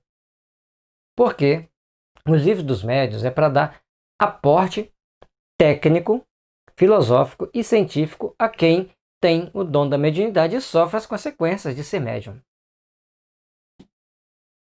Aí ele vai ter ali um aporte para que ele tenha domínio sobre aquelas situações, melhor, que ele aprenda a ter domínio sobre aquelas situações e aprenda a vivenciar a mediunidade. Se ele, a partir do momento que ele está estudando, que ele está aprendendo, ele está se fortalecendo. E compete-nos ter o conhecimento, o entendimento de que nós devemos agir com respeito pela pessoa que está diante de nós, com aquele momento de transe, naquele momento de tormento, naquele momento de dificuldade com a mediunidade. Então, compete-nos a nós espíritas respeitarmos, ouvirmos e não dar opinião precipitada. Isso é loucura, isso é mediunidade. Não dá opinião precipitada. Temos que observar e avaliar. A nossa sociedade imediatista de hoje talvez não permita tudo isso. Então, agir com muita prudência. Oitavo, o espiritismo não pode considerar crítico sério, senão aquele que tudo tenha visto, estudado e aprofundado, com a paciência e a perseverança de um observador consciencioso, que todo o assunto saiba tanto quanto qualquer aspecto adepto instruído. Então você não é espírita, mas você quer fazer uma crítica sobre a doutrina espírita, você tem que estudá-la com profundidade. Você tem que fazer um profundo estudo e mostrar o quanto aquilo ali está irreal. Senão, você vai ter as suas dificuldades, seus percalços. Que haja, por conseguinte, aurir dos seus conhecimentos, algures, que não nos romances da ciência, aquele a quem não se possa opor fato algum que lhe seja desconhecido, nenhum argumento de que já não tenha cogitado e cuja refutação faça, não por mera negação, mas por meio de outros argumentos mais peremptórios. Você quer fazer uma condenação? Você estudou? Você está instruído naquele assunto? Você sabe realmente tudo sobre aquele assunto? Aí você vai fazer suas críticas e você vai ser respeitado no meio espírita. Vai simplesmente criticar por criticar é uma situação bem desagradável. E a gente às vezes vê pessoas querendo fazer críticas até mesmo espírita, principalmente às obras do Chico, porque ele não fez o devido estudo de toda aquela situação que envolve a vida de relação no mundo espiritual. Aquele finalmente que possa indicar para os fatos averiguados causas mais lógicas do que aqueles apontam o espiritismo. Então, se tem uma coisa, um fato, uma causa mais lógica para aquilo que o espiritismo mostra, demonstre, prove. Aí, sim, você vai estar dentro dos padrões de aceitabilidade daquilo que você está propondo criticar. Senão, você será alguém que estará falando mal de alguém ou de alguma coisa que não, sem o aporte técnico necessário. E a nossa sociedade, as pessoas em geral, tem que ter muito cuidado com relação a isso. Porque aquilo que a gente vem a falar de alguém, ou que a gente falar sobre alguém, ou sobre alguma coisa, terão repercussões ao longo das nossas existências, ao longo das nossas vidas no mundo espiritual e nas próximas reencarnações. Tenhamos cuidado para a gente não cair no deserto da ignorância humana e esquecermos de cuidar bem do nosso corpo e, principalmente, cuidar bem do nosso espírito com as nossas boas ações. Continuando agora o item 15. Pronunciamos há pouco a palavra milagre. Uma ligeira observação sobre isso não virá fora de propósito neste capítulo que trata do maravilhoso. Certa vez uma pessoa estava comentando que alguém estava doente. Vamos colocar assim, José estava doente, João foi visitar, João deu um passe no José. Ele tinha uma bactéria que nenhum antibiótico conseguia matar essa bactéria. E após o passe de João, José melhorou. E aí, tem todos os prós e os contras que não vamos entrar no mérito da situação. Isso não é milagre. Isso é uma ação da natureza que as pessoas ainda não entenderam, que é a energia enviada pela imposição de mãos. Essa energia, ela vai fortalecer, quando a pessoa impõe a mão para dar o passe, vai saindo fulcros de luz, para quem é vidente, vai estar vendo aquela luz saindo, e causando naquela pessoa uma impressão, que pode ser boa ou ruim. Se for boa, ou se for ruim, não tem nada de errado, se o passe estiver correto e de acordo com a natureza do adoecimento. Porque muitas das vezes a pessoa está presa a um determinado espírito doente. E aí não há remédio físico que vai tratá-lo. Ele toma o passe, desliga esse espírito doente, ele se sente muito mal, que vai sentir uma saudade terrível desse espírito que estava acompanhando ele ali há muito tempo, e depois ele melhora. E por outra, ele se sente mal num primeiro instante, e depois ele sente melhoras, assim como em todo o processo de tratamento que existe atualmente na Terra. Não existe o estalar de dedo e as coisas aconteceram. Então é importante que a gente entenda esses milagres. Agora, já vi relatar fatos que, como nós desconhecemos o poder da mente e da irradiação mental, eles caem quase que no milagre. Mas nós temos que respeitar os pontos de vista em cada situação, mas entendermos que a doutrina espírita tem uma explicação lógica para isso. Um caso, uma senhora estava com câncer no seio, foi uma médica, ela falou, olha, seu caso não tem jeito, já é um tumor muito grande. Ela falou, lógico que vai ter jeito, Deus não vai me abandonar. Ela entrou na primeira igreja que ela achou, ficou lá 2 horas ou 3 rezando. Quando ela chegou em casa, aquele tumor furou, vazou, saiu tanto de coisa e ela está viva até hoje. Isso já tem mais de 15 anos. Então são fatos, é um milagre. Ela fez a oração. E aí, a doutrina espírita vem nos acolher, vem nos explicar. Uma equipe de espíritos, durante o tempo que ela estava em oração, a partir de manipulações de fluidos sutis, abriram, fizeram uma drenagem e tiraram aquele tumor dali.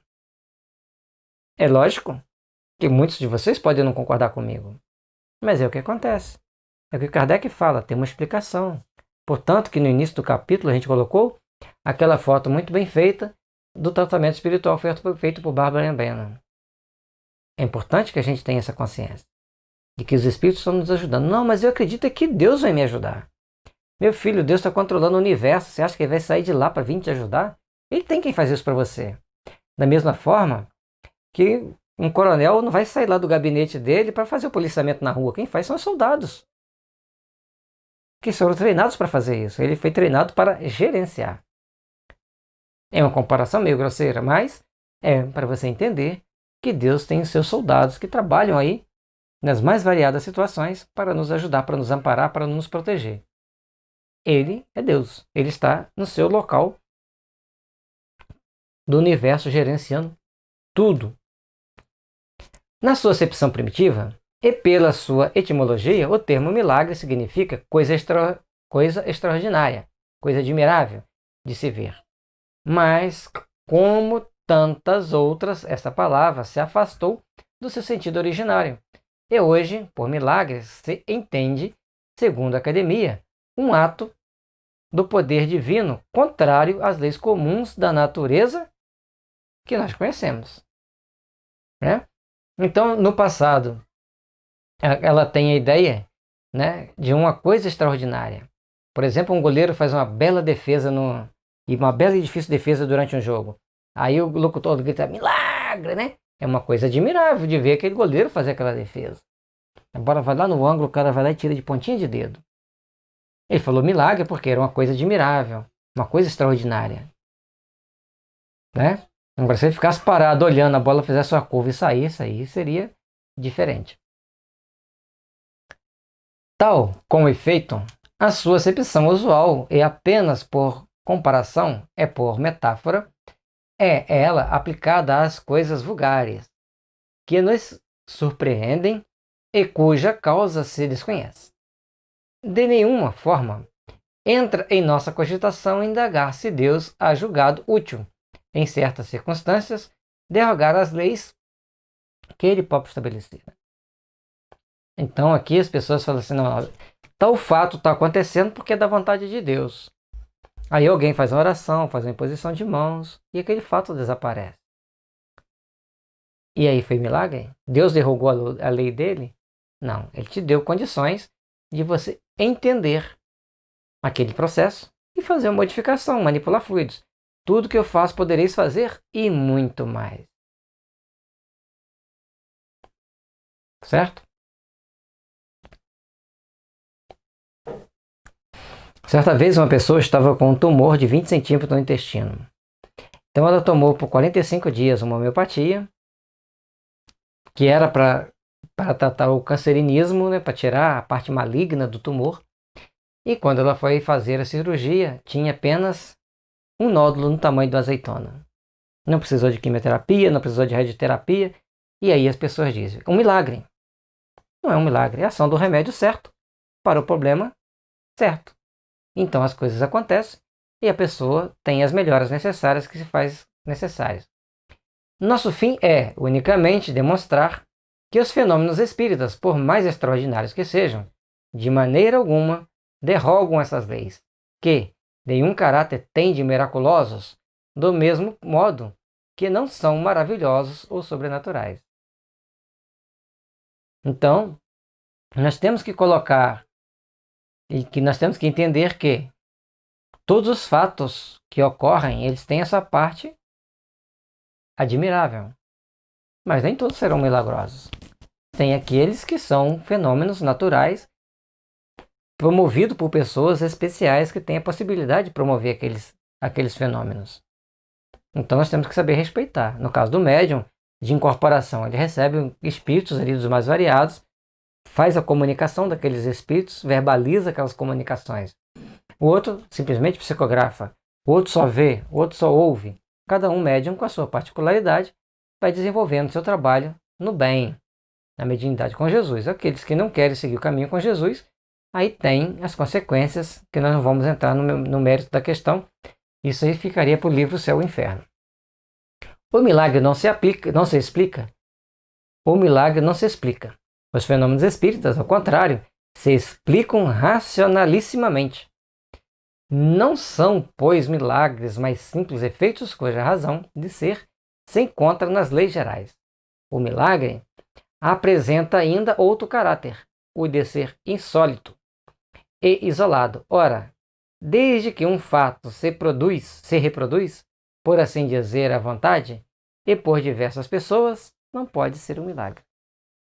Então aquilo que está acontecendo, diversas pessoas estão proporcionando aquele efeito, ele deixa de ser um milagre. Ele passa a ser um fato explicável dentro de uma racionalidade que a doutrina espírita nos ajuda a desenvolver, nos ajuda a entender.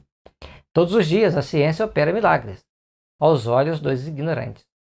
Então, esse celular fazer toda a comunicação, aos olhos do ignorante, é um milagre. Mas nada mais é do que tecnologia. O exemplo não foi muito bom, mas é só para a gente ter uma ideia daquilo que transcende as coisas materiais. Não tem nenhum fio ligado a ele e ele pode receber ligações de qualquer lugar do mundo por ondas eletromagnéticas. Então nós precisamos de entender um pouco mais o que são ondas e essas formas de manipulação das ondas.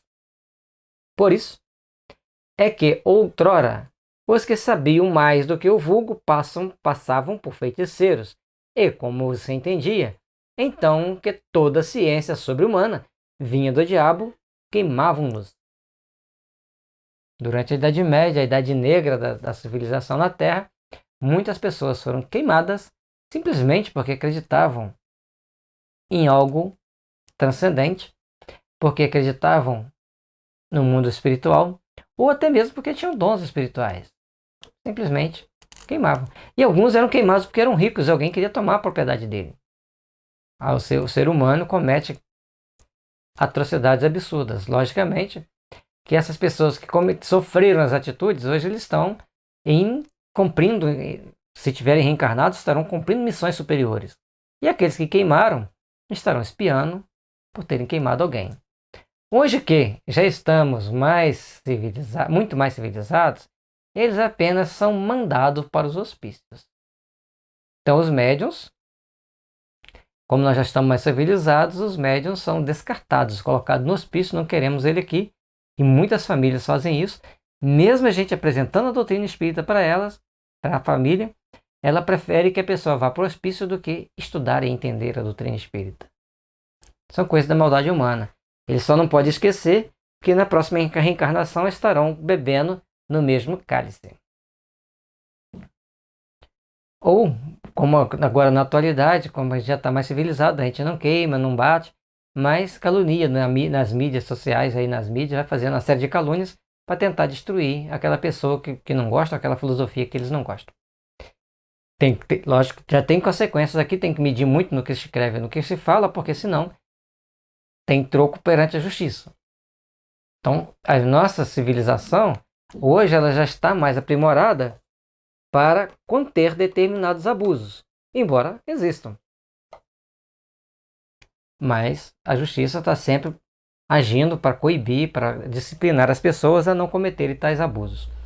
Se um homem realmente morto, como dissemos em começo, ressuscitar por intervenção divina, haverá aí verdadeiro milagre, porque isso é contrário às leis da natureza. Então a pessoa está enterrada há 20 anos, morta, podre, já dissolveu o corpo todo. Aí ele sai lá daquela sepultura e continua vivendo com o corpo físico tal qual era há 20 anos atrás. Isso é um milagre, que não vai acontecer tão facilmente, provavelmente nunca vai acontecer, né? Mas a pessoa reencarnar é um fenômeno natural, um fenômeno das leis da natureza que a maioria desconhece, até mesmo por conveniência. Se, porém, tal homem só aparentemente está morto, se ainda há nele um resto de vitalidade latente, e a ciência ou uma ação magnética consegue reanimá-lo, um fenômeno natural. É o que isso será para as pessoas instruídas. Então a pessoa está lá em estado gravíssimo, ou está lá desmaiado por algum motivo, quase morrendo, está lá no finzinho. Ele recebe algum socorro adequado, seja pelo passe magnético, pelo um respirador artificial, uma série de recursos que existe hoje nas técnicas e nas tecnologias. Ele recupera a vida. Isso é um fenômeno natural. Usou-se a técnica correta para que ele se recuperasse. O que nós não podemos querer é achar que todos os problemas ou ficam só na parte sobrenatural ou fica só na parte técnica. Tudo tem que saber botar na balança. Todavia, aos olhos do vulgo ignorante, o fato passará por milagroso e outro se verá perseguido a pedradas ou venerado conforme o caráter dos indivíduos.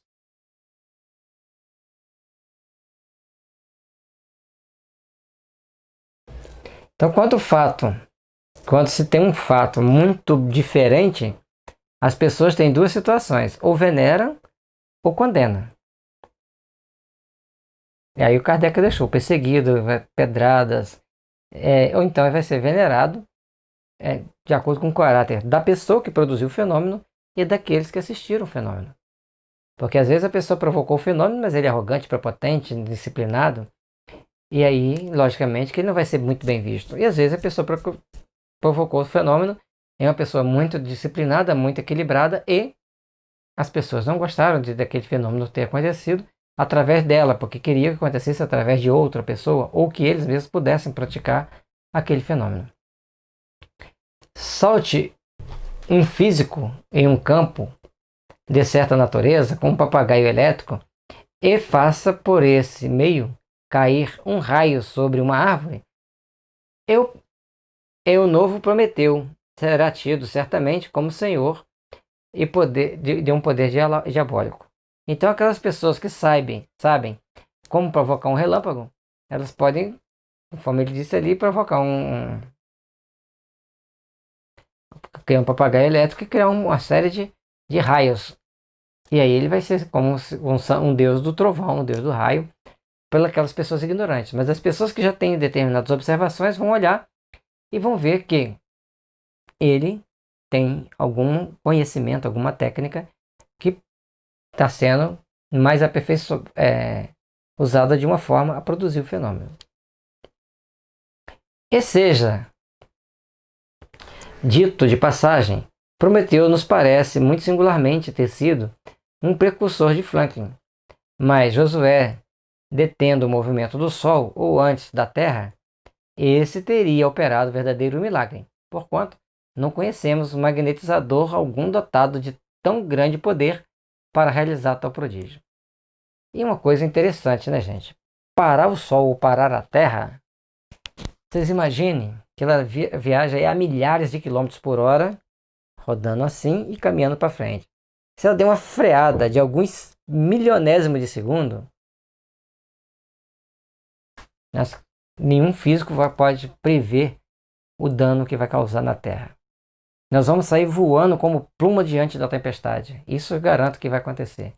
Então, isso ali é uma forma de se colocar que ele parou, o Sol parou a Terra. Mas o que aconteceu realmente a gente não ficou sabendo, não vai ficar sabendo, porque as fontes todas que vierem nos trazer as explicações passarão por vários crivos de indagações que certamente não vão ter consistência. De todos os fenômenos espíritas, um dos mais extraordinários é, incontestavelmente, o da escrita direta, e um dos que demonstra de modo mais patente a ação das inteligências ocultas. Então, a escrita direta, a pessoa deixa uma caneta e o papel em cima da mesa, a caneta escreve. Em alguns casos, a pessoa deixa um papel com alguma tinta dentro de uma caneta, dentro de uma gaveta, fecha a gaveta, espera um tempo e o papel sai de lá escrito. Aí é um fenômeno muito bacana, né? Na maioria das casas tem assim, eu guardei aqui, não está aqui mais, né? Vamos refletir mais sobre o que está acontecendo. Muitas das vezes é uma mediunidade mal trabalhada com alguns espíritos tirando proveito da situação para provocar fenômenos de efeitos físicos moderados e bem brincalhões.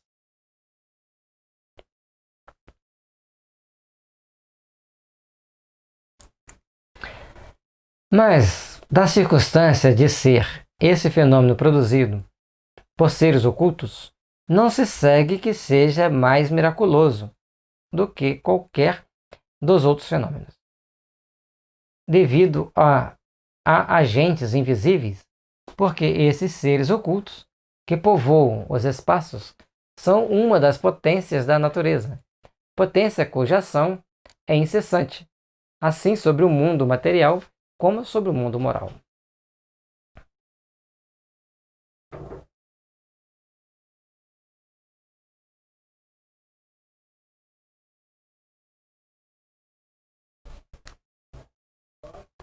Então, os agentes invisíveis que provocam determinados fenômenos, que provocam determinadas ações, são uma das potências da natureza. E aí, essas potências da natureza agem de acordo com as leis inerentes às suas possibilidades de ação. Não vai sair disso. Tanto sobre o mundo material, para provocar determinados distúrbios materiais, assim também como sobre o mundo moral. Né? E sobre o mundo moral, quando as pessoas vão procurar tomar atitudes compatíveis com a influência daquele ser, daquela potência invisível. E a gente tem visto a humanidade perdida no mundo em meio a determinadas situações que a gente pode entender como uma situação de treva e não de luz. Esclarecendo-nos com relação a essa potência, o Espiritismo nos dá a explicação de uma imensidade de coisas inexplicadas e inexplicáveis por qualquer outro meio e que, à falta de toda explicação, passaram por prodígios nos tempos antigos. Então, muitos dos fatos que ocorrem no dia a dia, muitas ações que acontecem, então era um prodígio. Mas esse prodígio nada mais é do que a ação fluídica e magnética de um médium, oferecendo o fluido e um espírito agindo para que aquilo aconteça. Então, tudo tem uma explicação básica e compatível. Do mesmo modo que o magnetismo, eles nos revelam uma lei, se não desconhecida, pelo menos mal compreendida, ou mais acertadamente, de uma lei que se desconhecia, embora se lhe conhecessem os efeitos, visto que estes sempre se produziram em todos os tempos, tempos de ignorância da lei gerando a superstição. Então, o magnetismo, durante muito tempo, ele foi tido como uma coisa muito sobrenatural. Foram usando e aperfeiçoando esse magnetismo ao ponto de ser o ponto principal da geração de energia elétrica. Porque todos os geradores têm ali dentro os ímãs com as ligações mais apropriadas para produzirem a eletricidade e a frequência coerente. Não é produzir de qualquer maneira, é com a frequência coerente. Então tem o desenho, tem o ângulo certo, tem todas as posições. Eu vou fazer um gerador. Pega lá um ferrinho, enrola um fio, aí monto. Se você não botar os ângulos todos certinho, tudo com a técnica adequada, não vai gerar, não vai funcionar. Ele não vai produzir adequadamente. Conhecida ela, desaparece o maravilhoso e os fenômenos entram na ordem das coisas naturais. Eis porque, fazendo que uma mesa se mova, ou que os mortos escrevam, os espíritas não operam maior milagre do que opera o médico que restitui a vida a um moribundo, ou um físico que faz cair um raio usando a técnica mais adequada. Então, quando a mesa começa a se mover, na presença do médium, ou que um espírito consegue passar uma mensagem, ele está usando técnicas especiais, assim como o médico usa para ressuscitar, para reativar a vitalidade de uma pessoa moribunda, que é a pessoa que está muito debilitada, e um físico faz para cair um raio, que para eles é muito simples. Eles têm a técnica. Então, ter a técnica é importante. Agora, para que o médico faça o tratamento numa pessoa que está em situação muito grave, e para que o físico faça cair um raio, eles têm que ter equipamentos. E para que o espírito produza determinados fenômenos, o equipamento chama-se médium.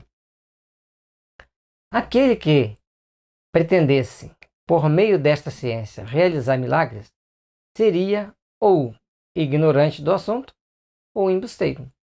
Então não é porque eu levo o livro dos médios que eu vou produzir milagres, que eu vou produzir fenômenos. Eu tenho que saber que tem uma lei, que tem uma regra que define, que age, que determina a minha forma de ação, que determina o conjunto de ações e reações inerente àquele fato. E é isso que vai fazer o grande diferencial da doutrina espírita com relação a outras religiões, que a doutrina espírita esclarece, dentro de uma racionalidade, os fatos ocorridos. E as outras religiões, às vezes, você tem que aceitar isso aqui, pronto, acabou, não questiona. Aceita essa fé. Não estamos condenando essas religiões, estamos apenas comparando duas religiões. Cada um está no seu momento de aprendizado, na escola de aprendiz que faz necessário a ele. E assim, a gente ouve também muitas pessoas falando mal da homeopatia. A gente tirou isso aqui na Revista Espírita de 1858, quando foi perguntado ao Dr. Moore o que ele achava da homeopatia agora que ele era espírito, que já estava no mundo dos espíritos. E ele dá a resposta muito bonita. A homeopatia é o começo das descobertas dos fluidos latentes. Far-se-ão muitas outras igualmente preciosas, formando um todo harmonioso que conduzirá vosso globo à perfeição. Então, a gente está falando das pessoas que falam sem ter certeza daquilo que falou, sem buscar conhecimento de causa. Então, fica aí esse recado da homeopatia para a pessoa poder entender que existe uma lei que rege os nossos corpos físicos, os nossos corpos espirituais, e, portanto, o remédio da homeopatia deve ser dado pela semelhança ou similaridade mais apropriada, e principalmente lembrarmos que existe um negócio chamado miasma, que se não for tratado, impede o bom resultado em muitos tratamentos. Em alguns, vai ter a melhora, vai ter o resultado natural sem observar isso. Mas nos problemas crônicos, aí nós temos que entender o que é miasma. E se a pessoa falar que não acredita, não adianta discutir com aquele que não quer acreditar, que não quer ver, que não quer pesquisar. O Livro dos Médiuns, item 16, fenômenos espíritas, assim como os fenômenos magnéticos, antes que se lhes conhecesse a causa, tiveram que passar por prodígios. Ora, como os sépticos, os espíritos fortes, isto é, os que gozam de privilégio exclusivo da razão e do bom senso, não admitem que uma coisa seja possível. Então essas pessoas que acham que eles têm são dono da razão, dono da verdade, eles começaram a duvidar daquela situação. E por muito tempo aquilo ali foi passado como prodígio. As pessoas assistiam às mesas girantes, normalmente faziam festas para provocar aqueles fenômenos, até que foi se estudando, foi buscando ver que aquilo lá não era tão simples, e quando começou a sair as publicações espíritas mostrando a seriedade do que estava por trás daquela brincadeira, muitas pessoas foram se afastando, foram se abstendo daquelas brincadeiras, e com o passar do tempo ela acabou. Desde que não a compreendam, de todos os fatos considerados prodigiosos, fazem objeto de suas zombarias, pois que a religião conta grande número de fatos desse gênero. Não creem na religião e daí a incredulidade absoluta. O passo é curto. Explicando, a maior parte deles, o Espiritismo lhes assina uma razão de ser. Então, os fatos ocorridos, os fenômenos ocorridos, a forma com que eles ocorriam, eles eram explicados e aí tinha uma razão de ser. Aquilo ali não era mais uma situação qualquer que tinha acontecido. Era uma situação que aconteceu baseados em uma série de possibilidades que podem ser explicadas e repetidas, desde que as partes envolvidas sejam as mesmas. Ou seja, tenha-se o médium e tem os espíritos para provocar o fenômeno. Essa é a condição sine qua non para se começar a admitir os princípios da espiritualidade superior, os princípios que devem ser embasados para que todos os fenômenos sejam estudados e possam acontecer com segurança. Então todos nós temos que ter o momento certo de agirmos dentro daquilo que a gente se propõe, adquirindo primeiramente o conhecimento para que depois a gente possa entender cada um daqueles fenômenos e podermos agir com segurança, com responsabilidade. Vem, pois, em auxílio da religião, demonstrando a possibilidade de muitos que... um detalhe importante. Quando a pessoa sabe que as religiões estudam esses números de fenômenos, que esses fenômenos acontecem dentro das religiões, e elas deixam de acreditar, elas acabam se tornando incrédulas ou revoltadas. Então a doutrina espírita vem nos esclarecer, nos mostrar aquilo, as possibilidades e o entendimento de cada possibilidade para que tudo seja feito da melhor forma possível, para que os fenômenos ocorram de forma controlada e segura, repetindo, desde que as circunstâncias sejam as mesmas ou muito semelhantes, para que então tenhamos a partir dali uma razão lógica e principalmente um objetivo superior para usarmos aquelas situações, para usarmos da mediunidade para provocar esse ou aquele fenômeno. Vem, pois, em auxílio da religião, demonstrando a possibilidade de muitos que, por perderem o caráter de miraculoso, não deixam, contudo, de ser extraordinários. E Deus não fica sendo menor nem menos poderoso por não haver derrogado suas leis. Então, muitos dos fenômenos que às vezes acontecem, que as pessoas acham que é muito extraordinário, e é extraordinário, é um fenômeno bonito de se ver, bonito da gente ouvir a história, mas, em compensação, nós temos que ver a outra contraparte, que esses fenômenos, eles têm uma finalidade útil, e não diminui Deus, apenas mostram que nós estamos aperfeiçoando o nosso entendimento e nosso conhecimento sobre Deus e suas leis. Isso é importante ficar bem sedimentado no conhecimento, na mente das pessoas. De quantas graçolas não foi objeto ou fato de São Cupertino se erguer nos ares? Ora, a suspensão aérea dos corpos graves é um fenômeno que a lei espírita explica. Então, São Cupertino podia flutuar, é o chamado levitar. Ele levitava. Existem pessoas que conseguem fazer isso, são poucas certamente, mas existem. Há tempos eu vi uma reportagem de uma menina na Rússia que ela sai andando, quando ela percebe que está sendo observada, ela desmaterializa num lugar e materializa no outro, distante. Truque de filmagem, não vou julgar os fatos, estou relatando um fato. E a outra, muito interessante, a pessoa ia ser atropelada, uma senhora, aparentemente uma senhora, vem lá correndo, uma pessoa de cabelos compridos, e pega o cara e bota ele lá na calçada. Ele fica muito assustado, não sofre nenhuma lesão e ele não é atropelado. E o cara para a carreta que vinha, a caminhonetezinha, olha para um lado, olha para o outro e aonde ele foi desmaterializado fica um fulcro de luz. E fizeram vários estudos naquela situação e não encontraram fraude, pelo menos aquilo que estavam sendo explicados na internet. Mas são fatos perfeitamente explicados pela doutrina espírita, desde que o médium seja um médium de efeitos físicos. Ele pode simplesmente tirar aquela pessoa dali, colocar em outro lugar, num passo, entre aspas, de mágica. É sobrenatural, extraordinário? Sim, mas tem explicação. Fomos dele pessoalmente testemunha ocular, e o Sr. Home, assim como outras pessoas de nosso conhecimento, repetiram muitas vezes o fenômeno produzido por São Cupertino. Logo, este fenômeno pertence à ordem das coisas naturais. Então, algumas pessoas, como o Sr. Home, pode levitar. O Sr. Home podia, né? Hoje ele levita mesmo que hoje ele espírita. Mas outras pessoas podem fazer isso. Então, é um fenômeno, teoricamente, natural.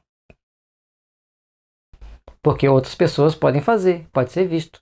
Então não está derrogando nenhuma lei divina. É alguém que tenha poderes sobrenaturais. Nós já comentamos isso aqui antes, fica aí apenas a imagem para nós mudarmos de tela. Item 17 do Livro dos Médiuns. Entre esse gênero devem figurar na primeira linha as aparições, os fenômenos espíritas em geral, aqueles que acontecem com mais frequência ao longo da história da humanidade, ao longo principalmente durante a codificação da doutrina espírita. Essas aparições, porque são as mais frequentes, a de Salete, sobre a qual divergem as opiniões no seio do próprio clero, nada tem para nós de insólita. Então, uma aparição é coisa natural, o espírito pode aparecer. Não importa onde esteja, qualquer que seja a circunstância, ele pode aparecer, desde que tenha um médium vidente ou um médium capaz de produzir o ectoplasma necessário para que ele apareça. Isso dentro do conhecimento que a gente tem. Certamente não podemos afirmar que o fato se deu, porque não temos disso prova material, mas consideramos-lhe possível, atendendo a que conhecemos muitos milagres de outros análogos recentemente ocorridos. Damos-lhes crédito não só porque lhes verificamos a realidade, como, sobretudo, porque sabemos perfeitamente de que maneira se produzem. Então, para nós espíritas, as aparições a produzem naturalmente. Tem um médium vidente ou um médium que doa fluidos e o espírito vai se materializar. Certamente que tem que ter um ambiente propício, tem uma série de fatos e fenômenos que devem ser observados. Quem se reportar à teoria que adiante expomos das aparições reconhecerá que este fenômeno se mostra tão simples e plausível como um sem número de fenômenos físicos que só parecem prodigiosos por falta de uma chave que lhes permita explicá-las. Então, todos os fenômenos que ocorrem, todas as situações que ocorrem, têm uma razão de ser. Tudo isso ali tem um motivo. Tem um conjunto de leis que podem ser perfeitamente explicadas para que aquele fenômeno ocorra. E as aparições vai ser um dos fenômenos mais comuns de ocorrer. Tem N situações que vai, tanto no decorrer desse livro, nas revistas espíritas, em vários outros livros, vai estar falando das aparições, e é bastante comum. Quando a personagem que se apresentou a Salete é outra questão. Sua identidade não nos foi absolutamente demonstrada. Apenas reconhecemos que pode ter havido uma aparição quanto ao mais escapa à nossa competência. Então as aparições podem acontecer. Se a pessoa se relatar que teve essa aparição, é uma coisa natural. E a forma com que eles escreveram parecia bem coerente com a forma que ele está escrevendo ali. Não tem nada de sobrenatural, não tem nada demais. É possível isso ocorrer. A esse respeito, cada um está no direito de manter a sua convicção, nada tendo o Espiritismo a ver com isso. Dizemos tão somente que os fatos que o Espiritismo produz nos revelam leis novas e nos dão a explicação de um modo de coisas, de um mundo de coisas que pareciam sobrenaturais. Então os fenômenos estão acontecendo? E daí? As pessoas querem explicar o seu modo? E daí? Agora o Espiritismo provoca determinados fenômenos e explica como eles são provocados, de que forma eles são provocados e por que são provocados e para quê. Então tem um contexto histórico envolvendo aquela aparição, aquela situação. E em muitos casos que as pessoas relatarem as aparições, logicamente que vão ter valor ético e moral para aquela situação. Desde que alguns dos que passavam por miraculosos encontram assim explicações lógicas, motivo é este bastante para que ninguém se apresse a negar o que não compreende. Então todos nós temos que procurar fazer as devidas observações, buscar entender devidamente aquilo que está acontecendo ao nosso redor, para que os fenômenos sejam mais seguros, mais palpáveis e mais racionalizados. Algumas pessoas contestam os fenômenos espíritas precisamente porque tais fenômenos lhes parecem estar fora da lei comum e porque não logram achar-lhes qualquer explicação. Dá-lhes uma base racional e a dúvida desaparece.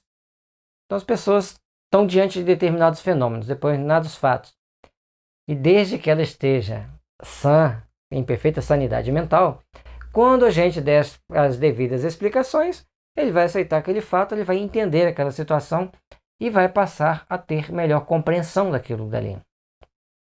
A explicação neste século em que ninguém se contenta com palavras constitui, pois, poderoso motivo de convicção. Daí ouvermos todos os dias pessoas que nenhum fato testemunharam, que não observaram as mesas agitar-se, ou um médium escrever, se tornarem tão convictos quanto nós unicamente porque leram e compreenderam. Então, os fatos têm que ser muito bem esclarecidos, têm que ser muito bem explicados, porque aqueles que estão em condição de entender e de aceitar, eles vão entender e vão aceitar. Aqueles que não tiverem condições de aceitar, não vão entender, não vão aceitar. Então são situações que cada um vai ter consigo ao longo do tempo, cada um vai estar aprendendo ao longo do tempo e vai fazer as devidas observações daquilo que é útil, daquilo que é menos útil, daquilo que é mais útil. Ou seja, sempre temos que fazer um apanhado geral da situação para emitirmos a nossa opinião com segurança. Senão, a gente fica perdido e a gente passa por uma série de adjetivos que normalmente eles usam aí.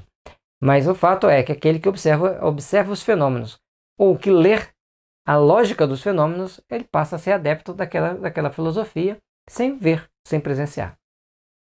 Se houvéssemos de somente acreditar no que vemos com os nossos olhos, a bem pouco se reduziria nossas convicções. Né? A gente quer acreditar em uma série de coisas, a gente precisa de acreditar em uma série delas, mas nós temos que ter uma base filosófica para podermos raciocinar diante daquelas situações e podermos vivenciar várias outras nas mais variadas condições. Então, a próxima parte é o capítulo 3 do método. A gente vai passar para a próxima fase. E que Jesus te ilumine seu lar, te abençoe, te dê bastante consciência e entendimento e perdoe aí nossas dificuldades às vezes. E vamos continuar fazendo nossos estudos até que a gente consiga terminar o Livro dos Médiuns.